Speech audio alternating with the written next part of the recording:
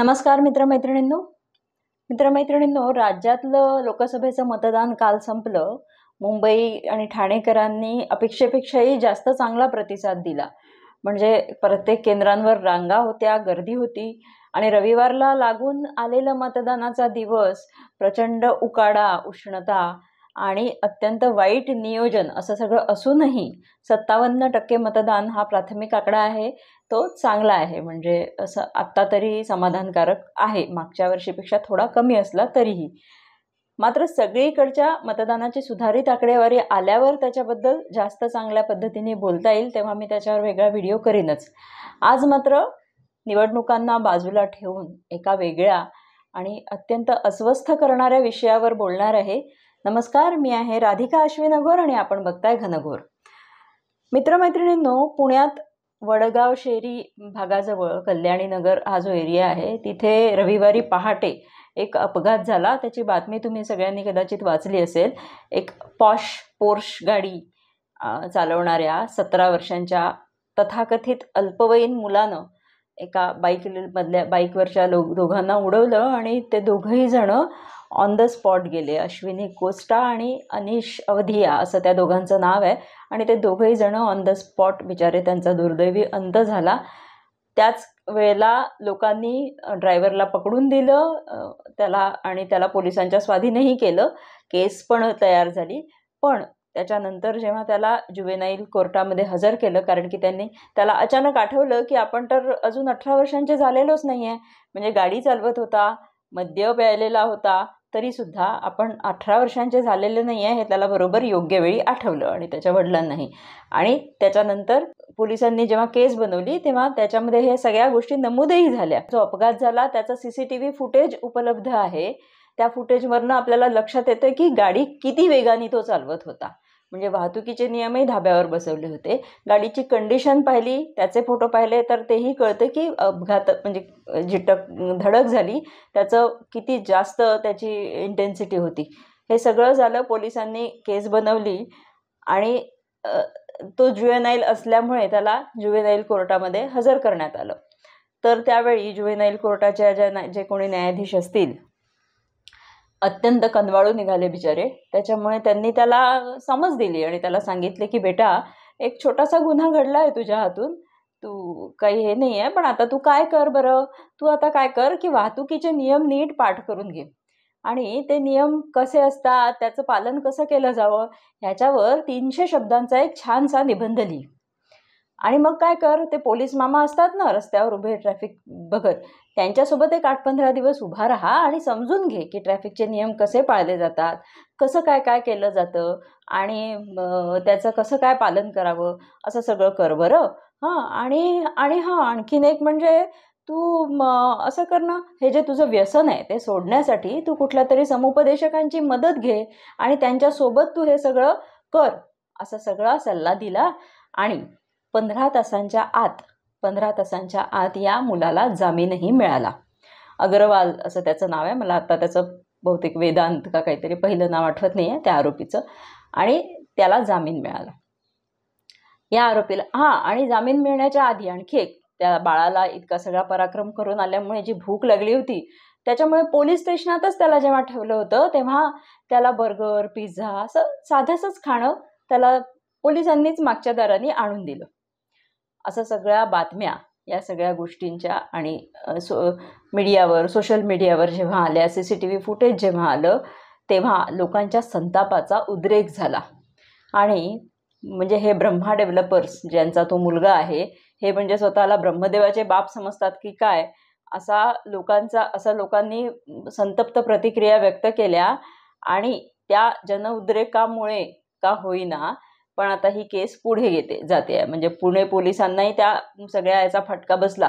वास्तविक रात्री बर्गर आणि पिझ्झा वगैरे हे सगळं होणं किंवा केस सॉफ्ट करणं हे सगळं झालं असणारच, पण नंतरच्या काळात ह्या सगळ्या उद्रेकामुळे का होईना पण पुणे पोलिसांनी पुढे तरी चांगली कारवाई केलेली आहे. पण जुवेनाईल कोर्टाबद्दल लोकांच्या मनात अत्यंत राग निर्माण झाला. म्हणजे 2 जणांचा बळी गेला आहे, 2 कुटुंब उद्ध्वस्त झाली आहेत. या मुलांनी भरपूर दारू पिऊन गाडी चालवली आहे. मुलाच्या गाडीचं रजिस्ट्रेशन नाही, या सगळ्या गोष्टी कोर्टाच्या समोर होत्या, तरी देखील अशी अशी सौम्य शिक्षा दिली आणि त्याला असं सोडून दिलं, जामीन दिला. याचा संताप लोकांच्या मनात आला. आता या निकालाला पुणे पोलिसांनी सत्र न्यायालयात आव्हान दिलं आहे. या आरोपीनं निर्घृण कृत्य केलं आहे, त्याच्यामुळे त्याला अल्पवयीन न समजता त्याच्यावर सदोष मनुष्यवधाचा खटला चालवला जावा. त्याच्या वडिलांवरही केस दाखल केली आहे. ज्या बिअर बारमध्ये तो दारू प्यायला, त्या बिअर बार मालकानी 17 वर्षांच्या मुलाला दारू पिण्यासाठी कसं काय हे दिलं, जेव्हा की 18 वर्षांच्या आतल्या लोकांना दारू पिण्याची परवानगी नाही. त्याच्यामुळे त्याच्यावरही गुन्हा दाखल करण्यात आला आहे, त्याच्या वडिलांवरही गुन्हा दाखल करण्यात आला आहे आणि हा सगळा खटला चालणार आहे विविध सेक्शन्स खाली, असं पोलिसांनी सांगितलं. सत्र न्यायालयाने अजून याच्यावरचा निकाल दिलेला नाही आहे. नंतरच्या तपासात या सगळ्या गोष्टी पण पुढे आल्या आहे की पोर्श गाडीचं रजिस्ट्रेशनच झालं नव्हतं. हा अग्रवाल केवळ आता 4च महिन्यांनी हे बाळ जे आहे ते मतदानाचा अधिकार मिळवणार आहे, 18 वर्षांचं होणार आहे आणि हे आपला 12वीचा निकाल सेलिब्रेट करण्यासाठी हे पोरगं श्रीमंताचं हे गेलं होतं आणि तिथे भरपूर कोणत्या कोणत्या प्रकारचा दारू प्यायला त्याचं सुद्धा CCTV फुटेज आलेलं आहे. आणि मग त्याच्यानंतर त्या सेलिब्रेशन नंतर हा कशा प्रकारे वेगात गाडी चालवत होता, म्हणजे तिथेही वाहतुकीचा नियम कसा धाब्यावर बसवला, हे सगळं आलेलं आहे. आता हा हिनियस क्राईम समजून सदोष मनुष्यवधाचा खटला चालवण्यासाठी पोलीस जर कितपत सिरियसली ते काम करतात ते आपण पाहूया. या सगळ्या प्रकरणाची दखल गृहमंत्री देवेंद्र फडणवीस यांनी घेतली आहे, कठोर कारवाईचं आश्वासन दिलं आहे. हे सगळं झालं, पण या सगळ्याला नाही म्हटलं तरी उशीर झालाच.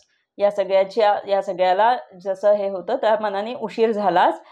काय त्याच्या आधी काही पोलीस, ज्युव्हेनाईल कोर्ट आणि स्थानिक आमदार या सगळ्यांची भूमिका संशयास्पद होती आणि ती कशामुळे असेल, काय हे झाकण्याचा प्रयत्न करण्यासाठी काय काय इंटरेस्ट असतील, हे सगळंच पुढे आलेलं आहे.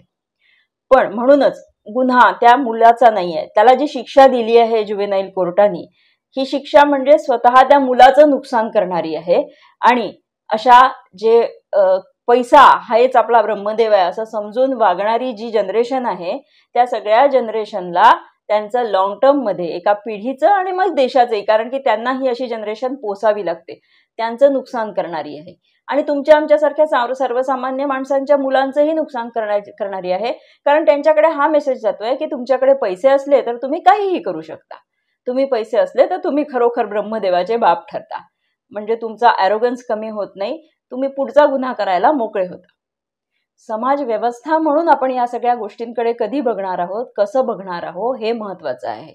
या सगळ्या गोष्टींकडे, या सगळ्या प्रकरणाकडे, या खटल्याकडे एक बातमी म्हणून किंवा एक गुन्हा म्हणून बघायला नको, तर त्या पलीकडे समाज व्यवस्था कशी किडलेली आहे आणि तिथे त्या मुलाला सोडवण्यासाठी होणारी धडपड, पटकन अंदाज येऊन की या सगळ्यातनं पुढे काय होऊ शकतं, पुढे कशी केस होऊ शकते, हे सगळं समजून त्याच्यानंतर ती झाकण्याचा जो प्रयत्न झाला, ती वाईट गोष्ट आहे. म्हणजे कदाचित निवडणुका नसत्या तर ही बातमी खूप जास्त प्रमाणात आली असती, तेवढी ती आली नाही. पण सगळ्या या शहरांमध्ये हा नवश्रीमंत माजोरडा वर्ग जो तयार झालेला आहे, त्या वर्गाच्या मुलांचा, त्या वर्गाचे जे तरुण मुलं आहे की ज्यांनी कष्ट न करता, ज्यांना सहज 12वीत असताना पोर्श गाडी मिळते फिरवायला आणि रात्री 3-3 वाजेपर्यंत फिरायला मिळतं, त्या वर्गाचं आणि त्या वर्गाला सहन कराव्या लागणाऱ्या सर्वसामान्य समाज वर्गाचं त्याचं जे नुकसान होणार आहे, त्याकडे या पूर्ण केसकडे बघायला पाहिजे. त्याच्यामुळे ट्रॅफिक पोलीस कितीही जनजागृती मोहिमा, ट्रॅफिकचे नियम, आपण साधी हेल्मेट घातली नाही तर आपल्यावर कारवाई होते आणि ती गंभीर कारवाई होते. मी त्या सगळ्या नियमांना दोष देत नाही, ते नियम असलेच पाहिजे वाहतुकीचे.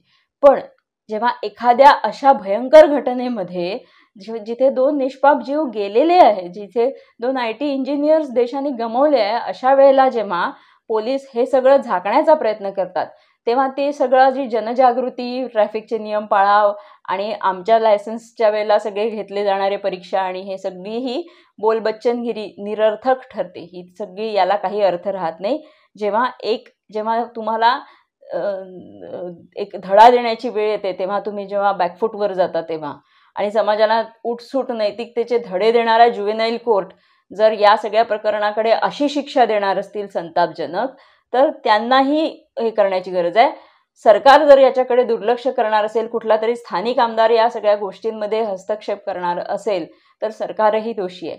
पण मग आता या सगळ्या गोष्टींनी सजग होण्याची तर गरज आहेच, पण ते ब्रह्मदेवाचे बाप स्वतःला समजत असतील तर समाजाने सुद्धा शिवाचा अवतार घ्यायला पाहिजे असं मला वाटतं. आपण ही केस पुढेही फॉलो करूया. आता इथेच थांबते. हा व्हिडिओ आवडला असेल तर लाईक करा, शेअर करा आणि घनघोर चॅनलला सबस्क्राईब करा. धन्यवाद.